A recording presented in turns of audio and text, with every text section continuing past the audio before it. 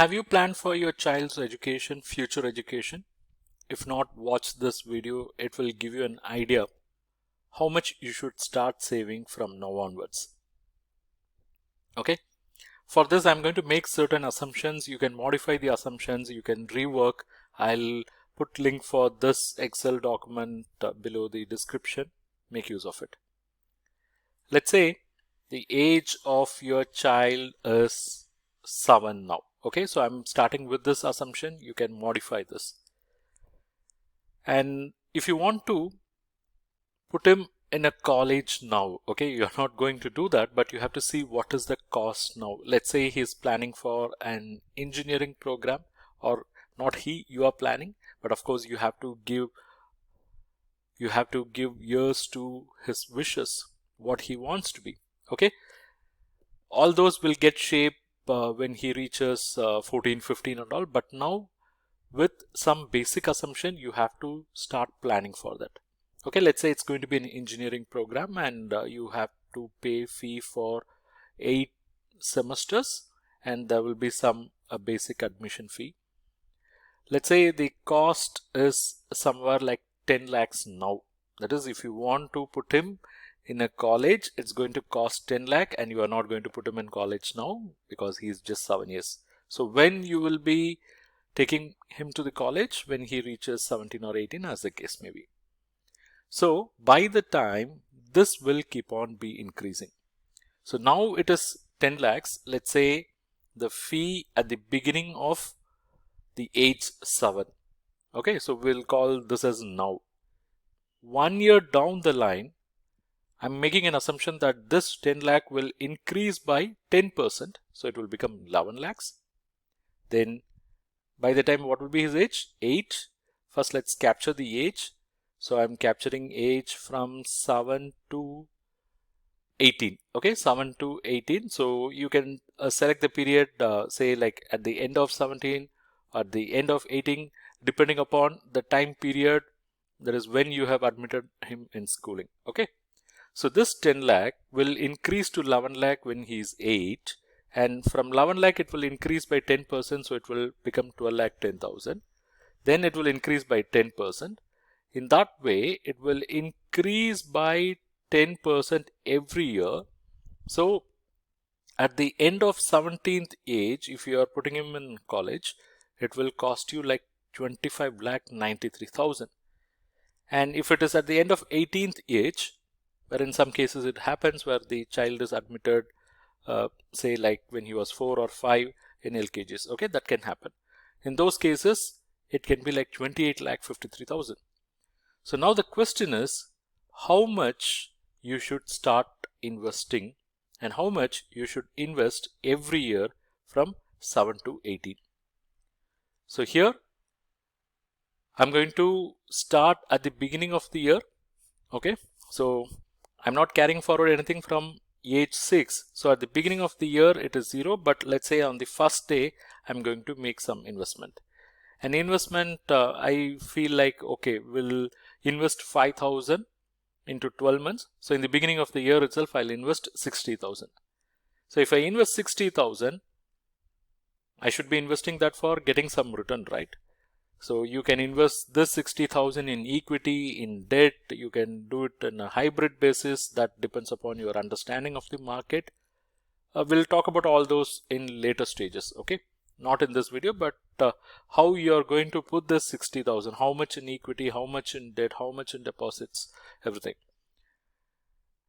So here I'm coming out with an assumption that you are going to put this deposit in such a way that it will give you 10% return.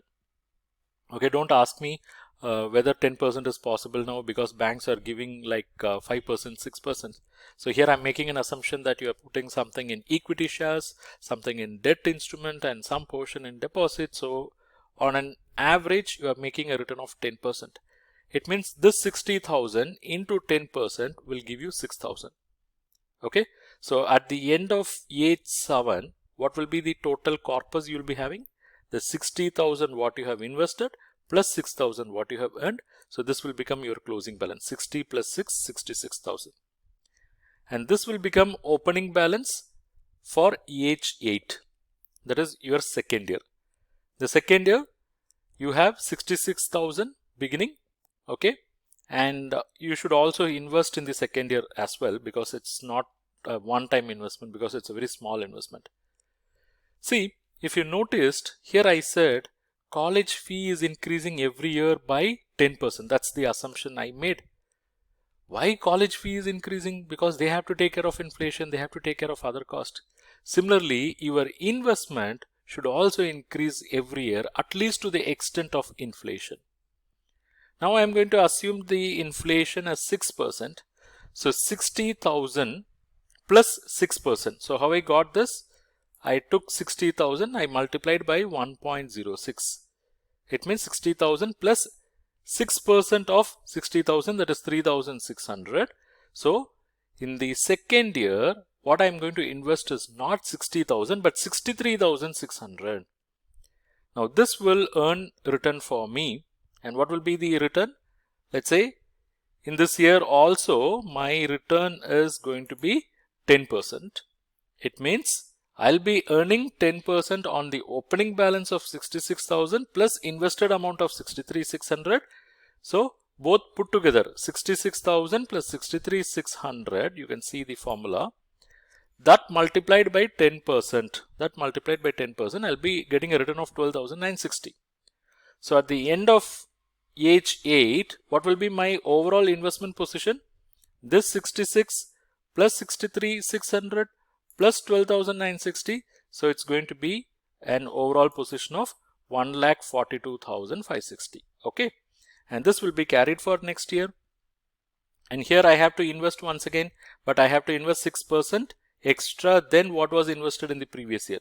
That is 63,600 plus 6%. So it is 67,416. And these two will earn a return of how much? 10%. So this is the return, and I have to add all the three. This will be my closing corpus. And in year 4 also I am assuming 10% return. Then we'll make some changes. So this will be my opening balance. I have to invest 6% greater than the previous year. So 71,460.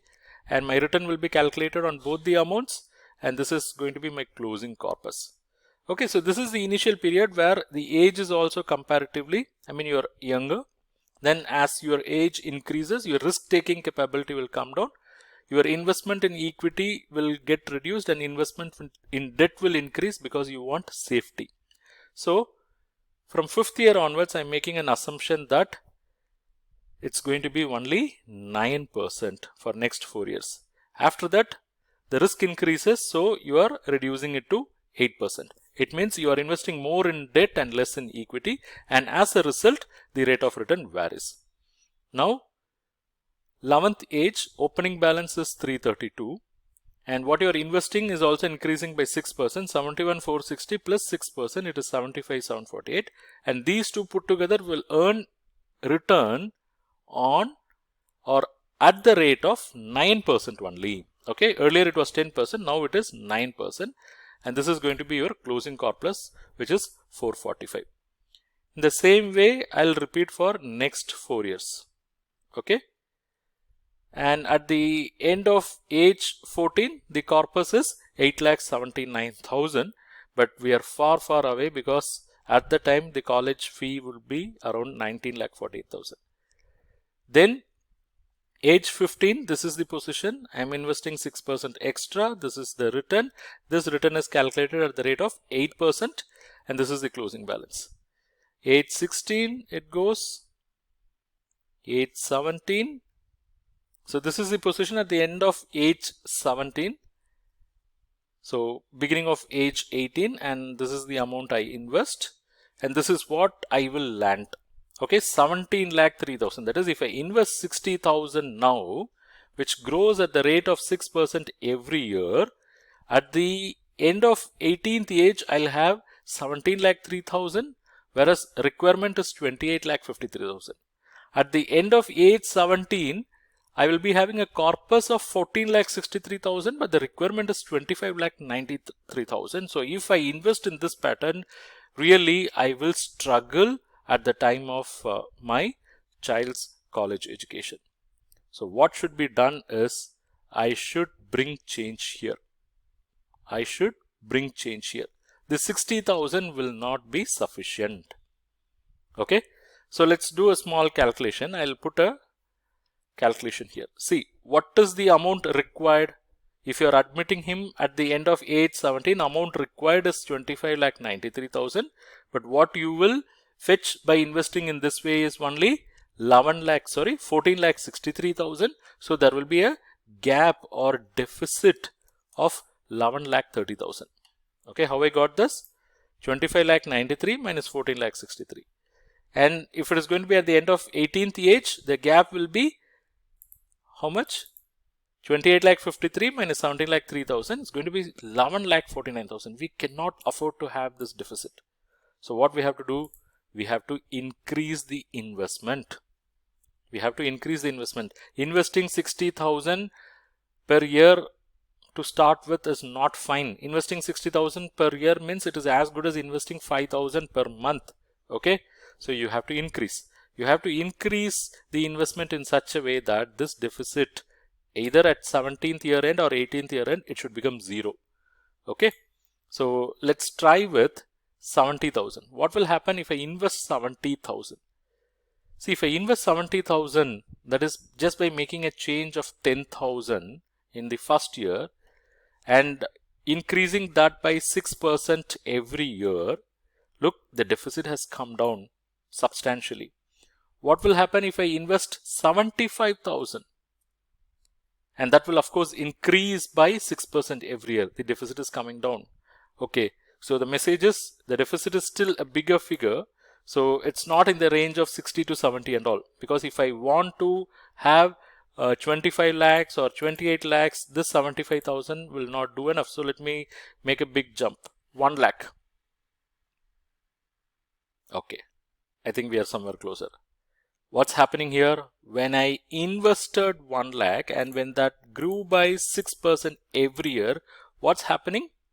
From 7 to 18, this 1 lakh and every year increased by 6%. 1 lakh every year increased by 6% is fetching how much? 28,38,000. Whereas what is the requirement? 28,53,000. Still there is a small deficit. Okay, that will correct. I will show you a small formula where we can take care of this. But this is not still okay.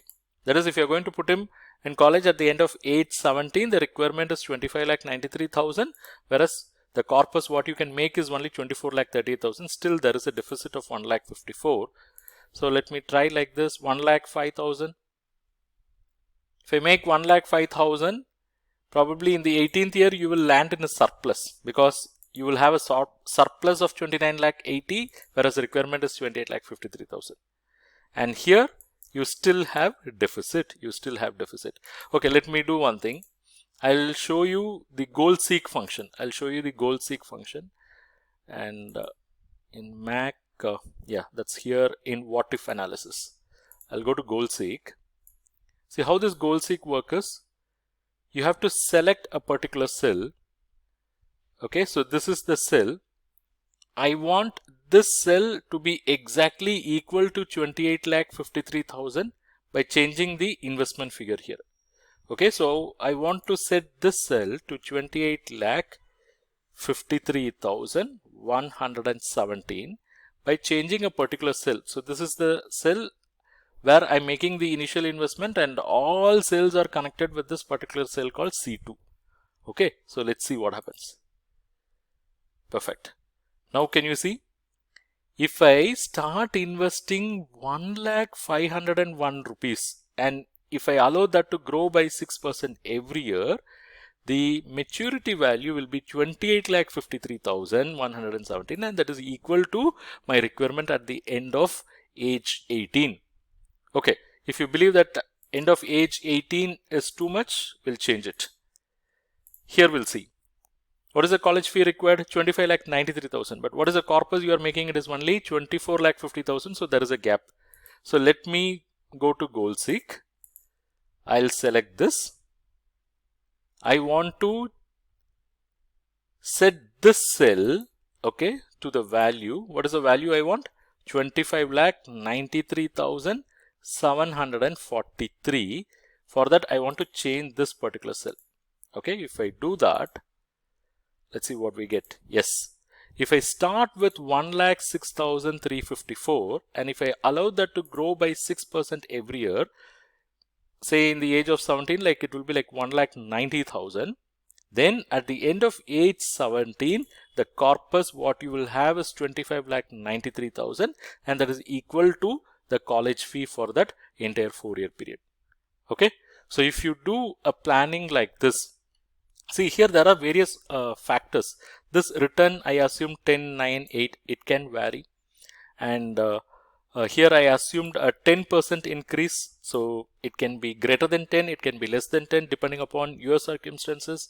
And here I assumed that inflation rate is 6%, and there also you can make changes. Okay, so by just making a change here and allowing that investment to grow every year by 6%, I was able to plan for the corpus that is required at the end of age 17. Okay, we are starting from age 7. So 1, 2, 3, 4, 5, 6, 7, 8, 9, 10, 11. At the end of 11th year, you require 25,93,742, and exactly you will get that by starting with this investment, provided you are planning for 10%, then 9%, 8%. Okay, and if you maintain 10% throughout, you will be able to achieve this even much earlier, or you will be able to achieve this with a lesser investment also. Okay, I hope this would have given you some insight as to how you can plan for your child's future education and how much you should start investing from now onwards. Okay.